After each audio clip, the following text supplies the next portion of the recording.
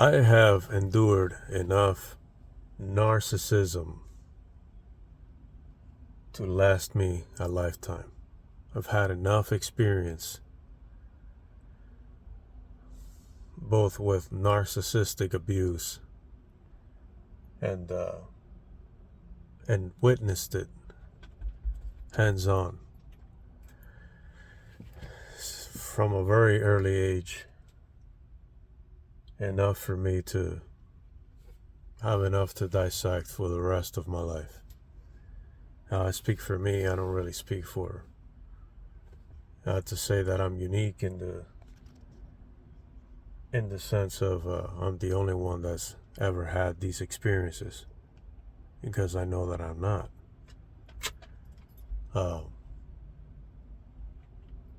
However, a difficult thing for those that have been exposed early on, especially when you are empathetic, right? When you actually give a crap, when you actually care, when you're built different than the rest, in the sense of you understand responsibilities and you understand this is the way that things are done, but at the same time you have this emotional intelligence and logic to put two and two together, and you still have to navigate in a world that decides to put the blinders on when it comes to immoral acts or acts of cruelty or you name it.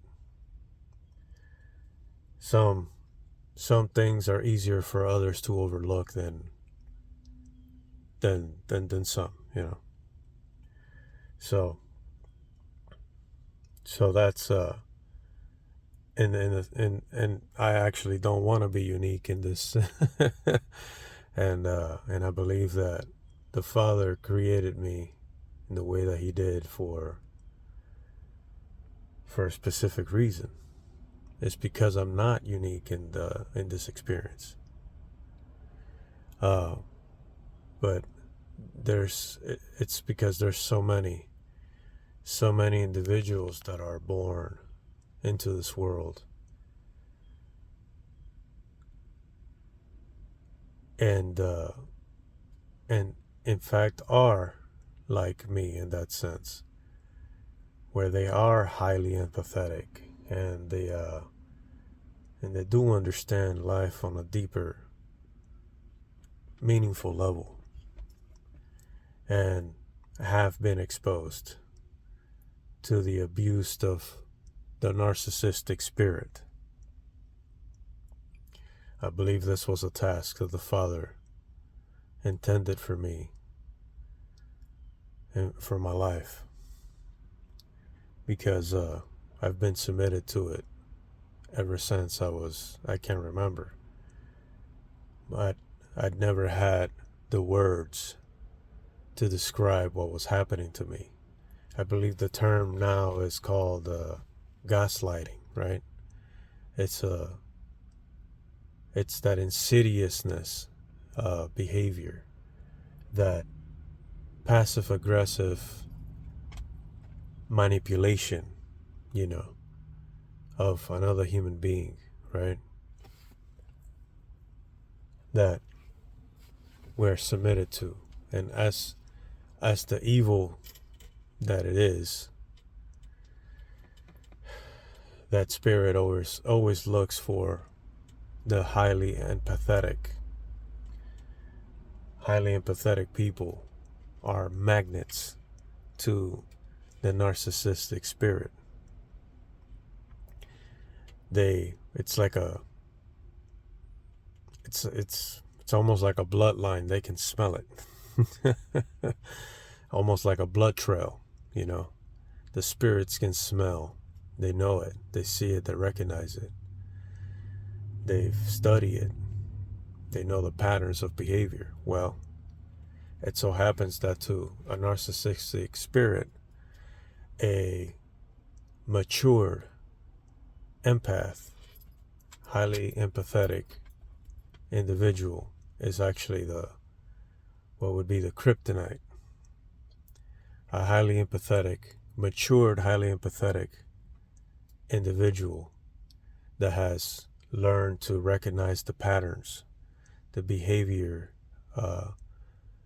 and pattern recognition of the narcissist spirit.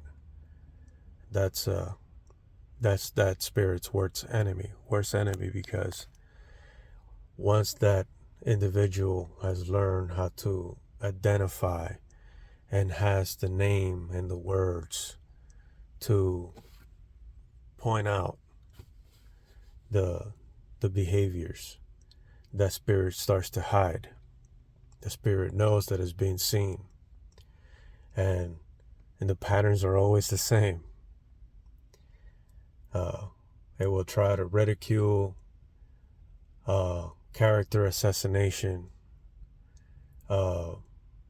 basically because they already have the attention of the masses, because that spirit, that spirit is more mature in some than others as well. So the moment that it's met with its match, with a highly empathetic, mature individual that can recognize patterns of behavior and knows and knows how to yield that tool as a weapon against it. Now that spirit knows that it's been seen, and it's gonna do everything that it can to protect the concealment that it has created around itself and around the host that it has taken over. And I've mentioned this before, the host of the spirit rarely knows that it's being taken by it, because the egotistic, self-centric, prideful, hardy characteristics, which are all part of the same spirit, they overflow, they flood any kind of sense of truth that may be within that individual. It's almost like it drowns any logical reasoning in spirit and truth, especially when the host has willingly given the reins and has opened the door, whether that individual had noticed it or not. So, yeah, I have been submitted to enough of narcissistic experience to know to know and to recognize the patterns, right? So I may not be the best. You don't have to be. That's the thing about the Father.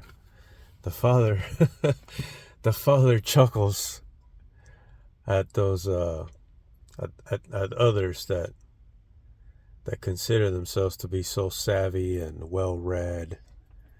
The Father chuckles, and the way that he does that is by utilizing those that others point the finger down upon,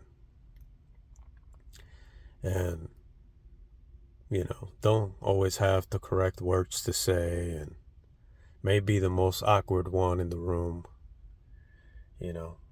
but have the courage.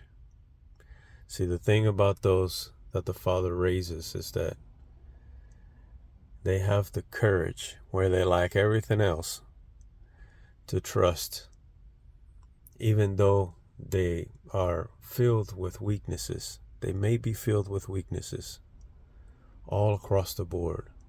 They have the courage to trust in the one that has all the power, because ultimately that's all you have to do, is trust in the one that has all the power.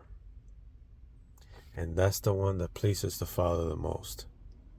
The one that says, hey, you know what? I may not be much, but the one who sent me is. Not only is he much, he is everything. So I guess this one's for the underdogs. The true underdogs in spirit and truth. I can't imagine that the ones that the Father chose were depicted as they have been, or they want to be depicted by faulty men, by unrighteous men that pretend to be righteous, as the strongest. That's very highly unlikely and highly false.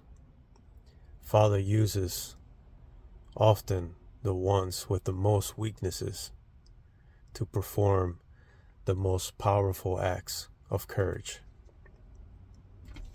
because that's the only way that he glorifies himself. That's one of the many ways, I should say, that he glorifies himself. No one can deny the Father's glory when he utilizes the most unlikely vessel to perform his miracles.